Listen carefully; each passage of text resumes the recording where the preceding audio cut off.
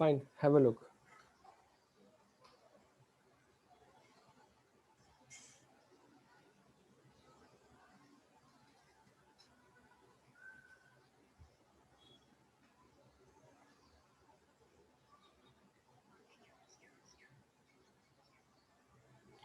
तो हम लोग थे यहाँ पे ऑन FOB प्राइस। अब FOB प्राइस में, फ्री ऑन बोर्ड प्राइस में हम क्या करेंगे, जो भी कॉस्ट है या सर्विसेज है, लेकिन कौन सी कॉस्ट, इंपोर्ट करने के बाद की कॉस्ट नहीं, इंपोर्टेशन तक की कॉस्ट, उन सबको ऐड करेंगे पर एक वैल्यू आएगा जो क्या होगा, FOB एज पर कस्टम। लेकिन कुछ एडजस्टमेंट्स करने पड़ेंगे। कौन से एडजस्टमेंट्स?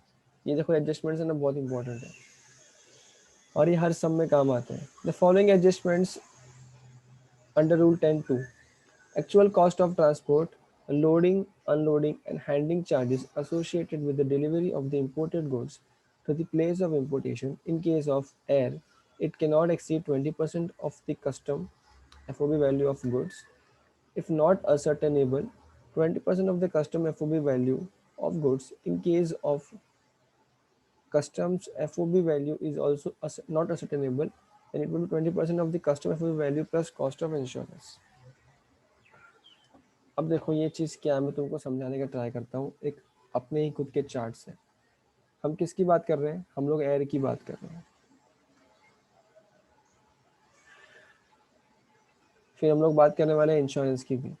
अगर नहीं मिल रही है क्वेश्चन में, नहीं तो क्या करेंगे हम लोग, 1.125% लेंगे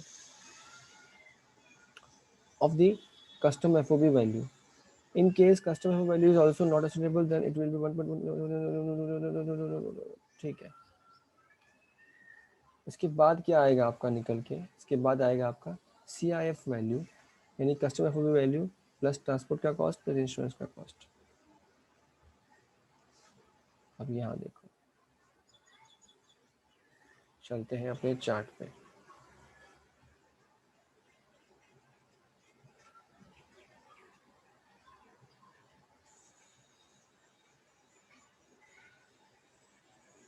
अब ये क्या होता है ना, ये जो आपका FOB वैल्यू है,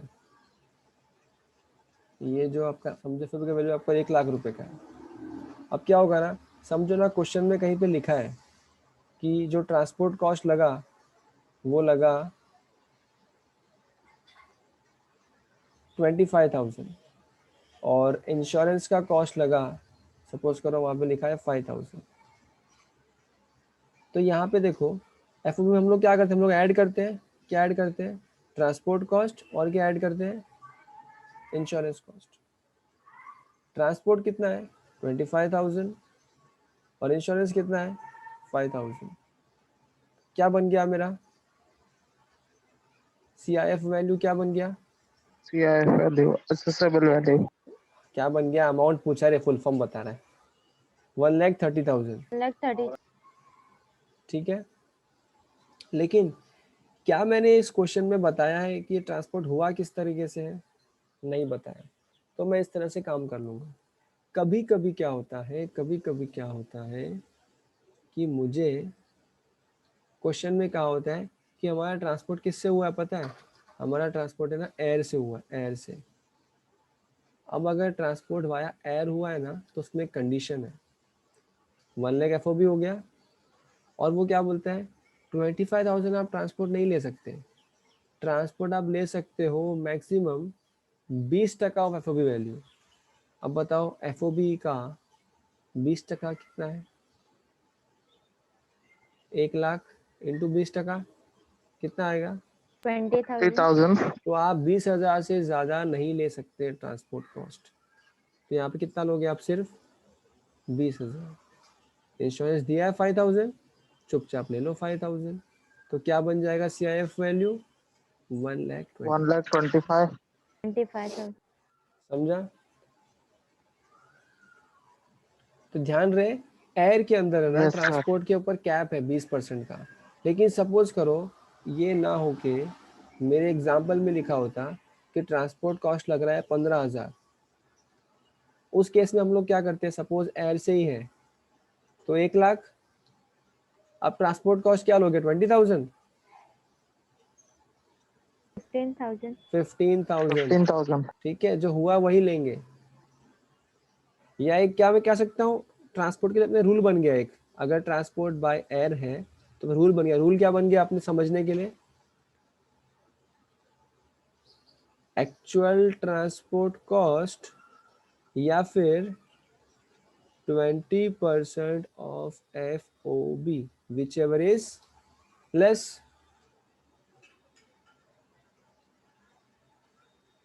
अभी किसको नहीं समझा तो जो ऊपर समझाया वो ध्यान रखो, उसको किसी को वो लॉजिक समझने में इंटरेस्ट नहीं तो ये ध्यान रखो, लेकिन इसे किसके लिए, खाली हाँ, समझ गया. एयर के लिए। समझ गया. ओके, अब देखो एक और चीज, कभी कभी क्या होता है ना, कभी कभी क्वेश्चन में ना आपको ना तो ट्रांसपोर्ट कॉस्ट बताते हैं ना आपको इंश्योरेंस कॉस्ट बताते हैं। एक बात बताओ, ये शिप यहाँ से यहाँ पहुंचेगा क्या बिना इंश्योरेंस और ट्रांसपोर्ट के, नहीं पहुंचेगा। But no question sir. में हमें बताते नहीं, बताना भूल जाते हैं। तो हम लोग क्या करेंगे उस केस में, उस केस में हम करते हैं, सर 1.125 लेंगे ना. नहीं तेरे को पता ही नहीं है वे, तेरे को पता ही नहीं है तो 1.125 कैसे लेगा बता। अच्छा तू वो परसेंट वाला बोल रहा है, मुझे लगा ये वाला बोल रहा है, ठीक है। हाँ सर, परसेंट हाँ वाला हाँ बोल रहा हाँ हूँ. हाँ, परसेंट पे देखो आता हूँ मैं अभी। तो पहले तो ट्रांसपोर्ट लेंगे ना, ट्रांसपोर्ट कुछ नहीं दिया हो तो ट्रांसपोर्ट क्या होगा हमेशा बाय डिफॉल्ट, 20%। तो कितना आ जाएगा, 20,000। और कुछ इंश्योरेंस के बारे में नहीं लिखा हो तो इंश्योरेंस कितना होगा, 1.125% ऑफ वही। 1.125%. बताओ कितना आता है,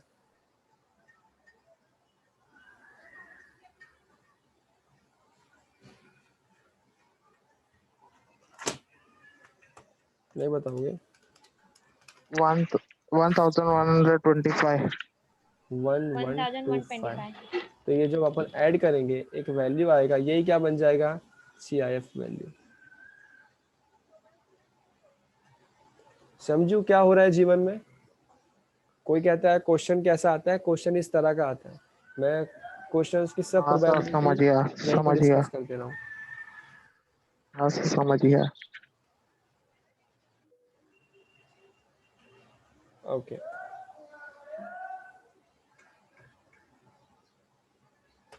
मूविंग फर्दर। अच्छा, अब कभी कभी ना एक दिक्कत और होती है, हालांकि इतने लेवल के सम्स तुम्हें नहीं आते, मगर हो सकता है ये लेक्चर शायद यूट्यूब पे कोई ऐसा बच्चा भी देखे जिसको उस तरह के सम्स आ जाए। तो देखो एक और पॉसिबिलिटी, प्रोबेबिलिटी क्या होती है, we have another possibility and that is, कभी कभी क्वेश्चन में ना आपको FOB प्लस ट्रांसपोर्ट का साथ में एक वैल्यू दिया होता है, सपोज दिया है 1,10,000 और आपको इंश्योरेंस नहीं दिया है। अब आपको इंश्योरेंस ऐड तो करना पड़ेगा, ट्रांसपोर्ट तो आ गया, इंश्योरेंस तो ऐड करना पड़ेगा। इंश्योरेंस हमने सीखा है, नहीं क्या करेंगे, 1.125% ऑफ क्या लेते हैं, FOB। अब मेरे पास तो ब्रेकअप है ही नहीं, यस इसमें से सर. FOB कितना और इसमें से ट्रांसपोर्ट कितना। तो ऐसे केस में क्या करेंगे, जो फिगर लिखा हो ना कंबाइंड फिगर, उसका ही 1.125% ले लेने का। एक एग्जांपल और लेते हैं, अनदर एग्जांपल।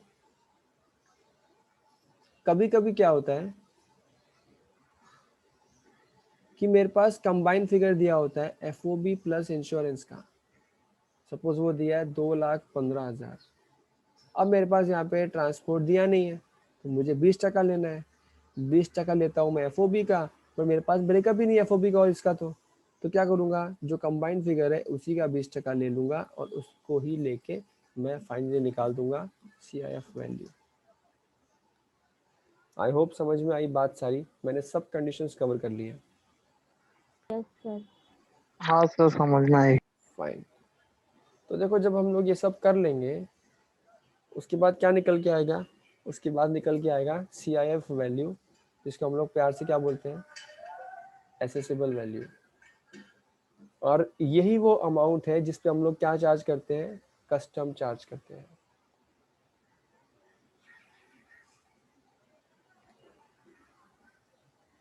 समझियो? हाँ Yes, सर sir. समझा।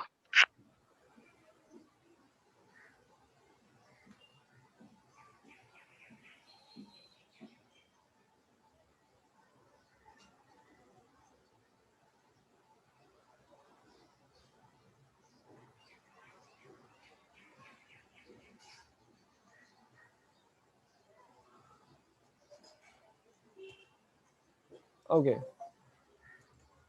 Moving further.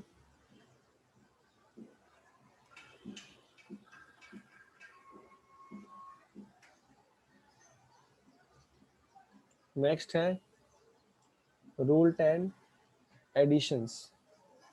अब याद है अपन ने ऊपर बात किया था, कुछ चीजें एडलेस होती हैं। देखो उस तरह ये यस कुछ सर, बात है। Yes sir. पहले है कमीशन और brokerage, payable in India in Indian rupees or abroad in foreign currency, but if it is buying commission then not be added, otherwise it will be added. If the question is silent regarding the type of commission or brokerage, then it should not to be considered as buying commission. अब देखो तुमको simple याद रखना है, अगर वो buying commission है ना, बाइंग कमीशन, अब वो क्वेश्चन में दिया होता है बाइंग कमीशन, अगर वो बाइंग कमीशन है ना तो आपको उसको ऐड नहीं करना है। इसके अलावा अदर जितने भी कमीशन है, अदर कमीशन जितने भी हैं सबको क्या करना है, ऐड करना है अपने कॉस्ट पे। समझा? यस सर समझा। अब बात करते हैं कॉस्ट ऑफ कंटेनर। जैसे सपोज करो आपने बाहर से कॉफ़ी मंगाई, या सपोज आपने बाहर से कुछ चीज़ें मंगाई, अब किसी कंटेनर में वो किसी बॉक्स में वो चीज़ आई, अगर वो बॉक्स इंडिया में ही रहने वाला है, इंडिया में ही रहेगा, मतलब क्या है वो नॉन रिटर्नेबल, तो उस बॉक्स की कॉस्ट को भी हम लोग कॉस्ट में ऐड कर देंगे। मगर सपोज करो वो बॉक्स इंडिया में छोड़ के बॉक्स वापस जाने वाला है इंडिया के बाहर, तो क्या तब हमको बॉक्स की कॉस्ट ऐड करनी चाहिए गुड्स की कॉस्ट में? The answer is no. तो वो कौन सा नो बन सर। जाएगा, it would be returnable, box वापस जाएगा, तो उसको हम लोग ऐड नहीं करते।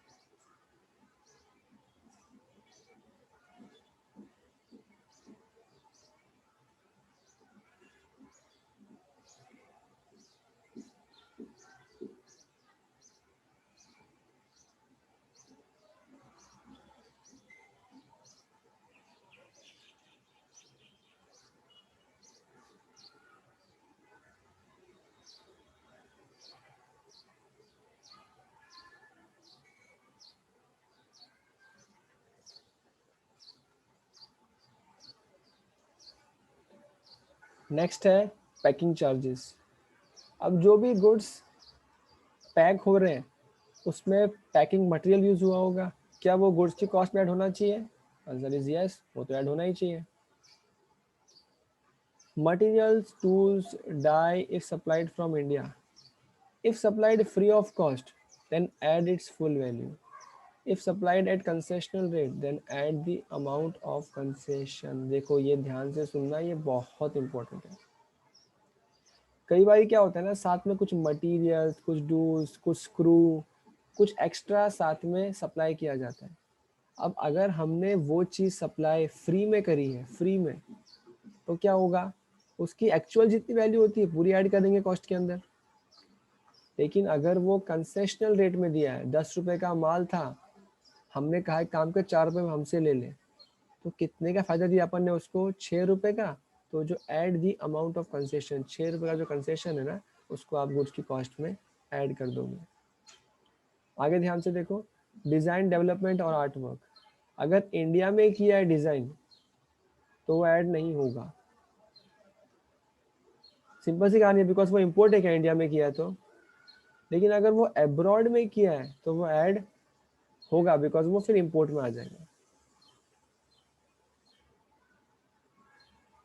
नेक्स्ट क्या है, royalty for imported goods.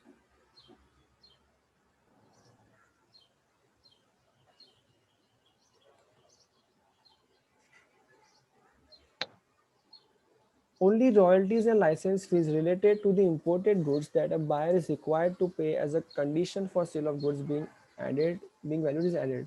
It includes payments in respect of patents, trademarks, and copyright. The charges for the right to reproduce the imported goods shall not be added. अब देखो यहाँ पे ध्यान से क्या है, हमने कोई टेक्नोलॉजी इंपोर्ट किया वहाँ से, जहाँ पे हर एक प्रोडक्ट जो हम बनाएंगे ना यहाँ पे, उसका हमको वहाँ पे रॉयल्टी देना होगा, लाइसेंस फीस देना होगा। तो वो भी तो गुड्स का ही पार्ट बनेगा ना, बिकॉज ये सब कॉस्ट मैं गुड्स से ही कोई बेच के रिकवर करूँगा, तो वो सब भी ऐड करेंगे। लेकिन हमने कोई चार्ज दिया, right to reproduce the imported goods shall not be added. Payments made by the buyer for the right to distribute or resell the imported goods shall not be added if such payments are not a condition for the sale.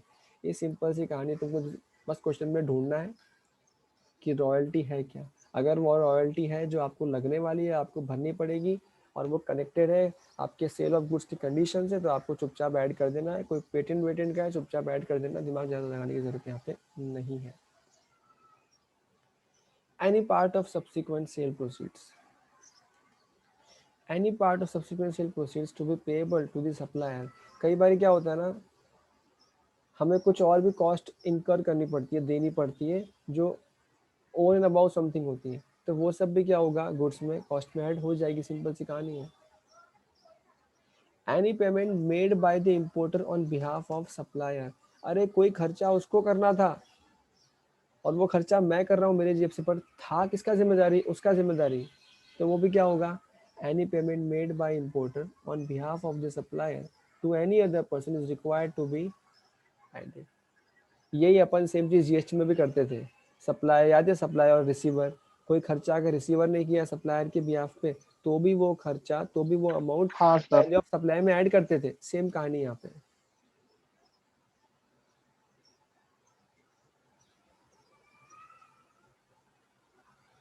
Next है inspection charges.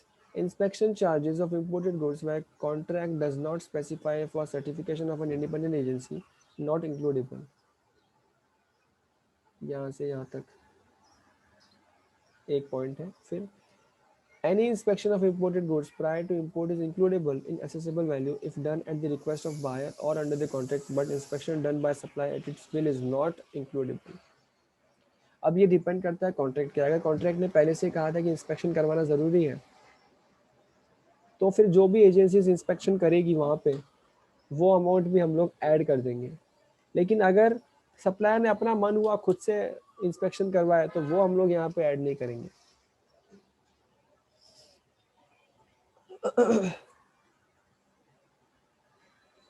Note: expenses will be added if those are incurred at the time of importation of goods, but if expenses are incurred after the arrival of goods in India, then it shall not be added. समझ लो ध्यान से, ये जो अपन ने यहाँ बात किया था, एक बार गुड्स इंडिया में आ गए हैं, उसके बाद जो खर्चा है वो थोड़ी ऐड करेंगे।